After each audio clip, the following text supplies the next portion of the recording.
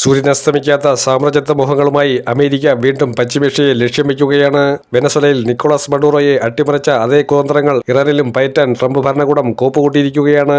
മണലാരണ്യത്തിലെ കത്തുന്ന കാറ്റിനേക്കാൾ വേഗത്തിൽ ഒരു യുദ്ധഭീതി പശ്ചിമേഷ്യയെ പൊതിയുകയാണ്.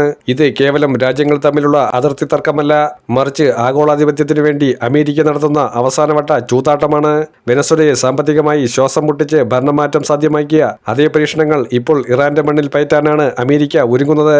ദശാബ്ദങ്ങളായി ഇറാന്റെ ആത്മവീര്യത്തിന് മുന്നിൽ പതറിപ്പോയ അമേരിക്കൻ അധികാര കേന്ദ്രങ്ങൾ ഇപ്പോൾ ഉപരോധങ്ങൾക്കുമപ്പുറം നേരിട്ടുള്ള കൊലവിളികൾ നടത്തി മുട്ടുകുത്തിക്കാൻ ശ്രമിക്കുകയാണ്.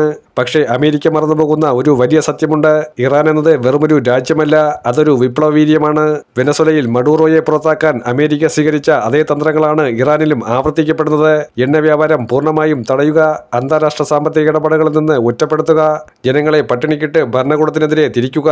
ഇതാണ് ട്രംപിന്റെ പുതിയ തന്ത്രം. വെനസ്വലയുടെ എണ്ണ സമ്പത്തിനെ തകർത്ത് ആ രാജ്യത്തെ ദാരിദ്ര്യത്തിലേക്ക് തള്ളിയിട്ടതുപോലെ ഇറാന്റെ ഊർജ്ജ മേഖലയെ ലക്ഷ്യം വെച്ചാണ് പുതിയ ആക്രമണങ്ങൾ.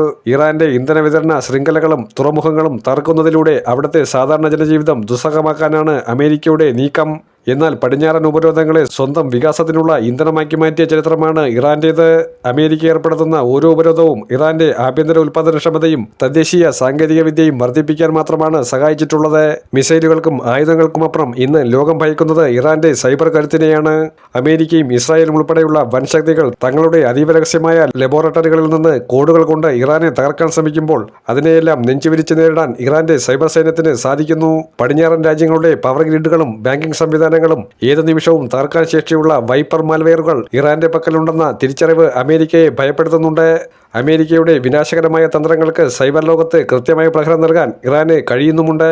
ഇറാനെ സംബന്ധിച്ചിടത്തോളം ഇത് വെറുമൊരു അതിജീവനമല്ല, മറിച്ച് പടിഞ്ഞാറൻ സാമ്രാജ്യത്വത്തോടുള്ള വിട്ടുവീഴ്ചയില്ലാത്ത പോരാട്ടമാണ്.